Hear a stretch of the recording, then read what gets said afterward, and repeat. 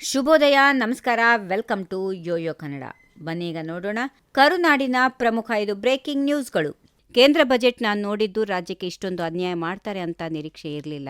ಬಿಜೆಪಿಯವರು ಅವರ ಕಚೇರಿ ಮುಂದೆ ದೊಡ್ಡ ಟಿವಿ ಹಾಕಿ ಬಜೆಟ್ ತೋರಿಸಿದ್ದು ಈಗ ರಾಜ್ಯದ ಜನರಿಗೆ ಏನು ಉತ್ತರ ಕೊಡ್ತಾರೆ ಎಂದು ಡಿಕೆ ಶಿವಕುಮಾರ್ ಕೇಂದ್ರ ಬಿಜೆಪಿ ವಿರುದ್ಧ ಹರಿಹಾಯ್ದರು. ರಾಜ್ಯಕ್ಕೆ ಯಾವ ವಿಶೇಷ ರೈಲು ಬಂದಿದೆ, ಎಷ್ಟು ಹಣ ಕೊಟ್ಟಿದ್ದಾರೆ, ಈ ಹಿಂದೆ ರಾಜ್ಯದ ಹಣಕಾಸು ಆಯೋಗದಲ್ಲಿ 80,000 ಕೋಟಿ ನಮಗೆ ನಷ್ಟ ಆಗಿದೆ, ಈಗಲೂ ಸಹ ಕೇಂದ್ರ ಬಜೆಟ್ನಿಂದ ನಮ್ಮ ರಾಜ್ಯಕ್ಕೆ ಯಾವುದೇ ಅನುಕೂಲ ಇಲ್ಲ ಎಂದು ಕಿಡಿಕಾರಿದರು. ಜಾತಿ ಗಣತಿ ವರದಿ ಇನ್ನೊಂದು ತಿಂಗಳಲ್ಲಿ ಬಿಡುಗಡೆ ಮಾಡುತ್ತೇವೆ, ಬಹಳ ಹೆಚ್ಚು ಅಂದ್ರೆ 2 ತಿಂಗಳಾಗಬಹುದು ಎಂದು ಮುಖ್ಯಮಂತ್ರಿ ಸಿದ್ದರಾಮಯ್ಯ ಹೇಳಿದ್ದಾರೆ. ವರದಿ ಕೊಟ್ಟ ನಂತರ ನಮ್ಮ ಸರ್ಕಾರ ಚರ್ಚೆ ಮಾಡಿ ಅಂಗೀಕಾರ ಮಾಡುತ್ತದೆ. ಕುರುಬ ಸಮಾಜವನ್ನ ಎಸ್ಟಿಗೆ ಸೇರಿಸುವ ವಿಚಾರವಾಗಿ ಎಸ್ಸಿ ಎಸ್ಟಿಗೆ ಸೇರಿಸುವುದು ಕೇಂದ್ರ ಸರ್ಕಾರ, ನಾವು ಶಿಫಾರಸು ಮಾಡಿ ಕೇಂದ್ರ ಸರ್ಕಾರಕ್ಕೆ ಕಳುಹಿಸಿದ್ದೇನೆ ಎಂದು ಹೇಳಿದರು.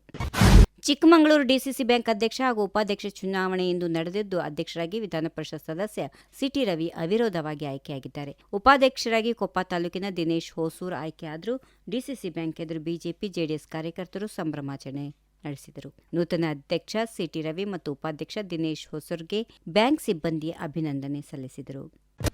ಕೇಂದ್ರದ ಹಣಕಾಸು ಖಾತೆ ಸಚಿವೆ ನಿರ್ಮಲಾ ಸೀತಾರಾಮನ್ ಅವರು ಮಂಡಿಸಿರುವ 2026-27ನೇ ಸಾಲಿನ ಆಯವ್ಯಯದ ಮೂಲಕ ರಾಜ್ಯ ಕಾಂಗ್ರೆಸ್ ಸರ್ಕಾರ ಮಾಡುತ್ತಿರುವ ಟೀಕೆಗಳಿಗೆ ಉತ್ತರ ಕೊಡಲಾಗಿದೆ ಎಂದು ಎಚ್.ಡಿ. ಕುಮಾರಸ್ವಾಮಿ ತಿಳಿಸಿದ್ದಾರೆ.